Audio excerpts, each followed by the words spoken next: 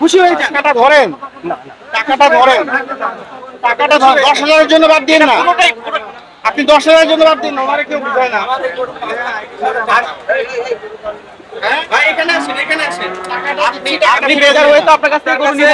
আমি আপনার কাছে বিনীত অনুরোধ করছি, আমার 1টি টাকা যদি কম দেন তাহলে আমার মনে কষ্ট পাবো। আমি 10,000 টাকা আমি চেয়ে নিছি, আমি আপনার কাছে বিনীত অনুরোধ করে বলতেছি, মানে আমার খুব কষ্টের গরু, আমি কিন্তু গতবার এই গরু হাট মেশে ফিরে নিয়ে গেছি, বিক্রি করতে পারিনি। শোনেন আমারে আমি 10,000 টাকা চেয়ে নিছি, আমরা তো খুশি হয়েই তো আমি বলি, শোনেন, আপনাকে খুশি না করে আমরা এখান থেকে গরু নিয়ে যাব না, ঠিক আছে? আল্লাহ আপনি এখন বলতেছে, বুঝছেন, তারা কিনতে আসছে, শুনেন, টাকা আপনার কাছে কিন্তু টাকা না, সামান্য 10,000 টাকা আপনাদের কাছে টাকা না।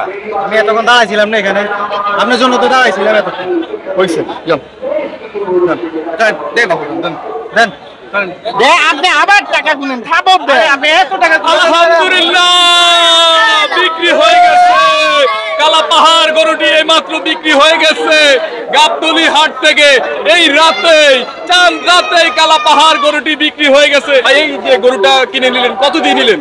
4,95,000। এর দাম মোটামুটি ঠিক আছে, আমরাও মোটামুটি খুশি আছি, যারা বেচতেছে তারাও খুশি। তো আমার যে গরুটা আমি 5 লক্ষ টাকা বেচলাম, 5,000 টাকা কম, তাতে আগামীতে আশা করি এই গরু আমার 10 লক্ষ টাকা দাম হইতো।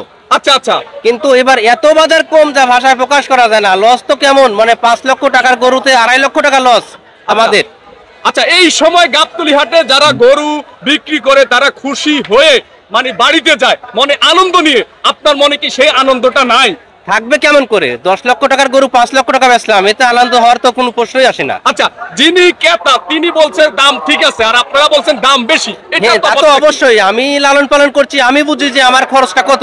আসলে অনেক বিশাল একটি গরু, আপনারা যদি ভালো করে দেখেন তাহলে আপনারা বুঝবেন এই গরুটা কিন্তু 5,000 কম 5 লাখে বিক্রি হয়ে গেছে।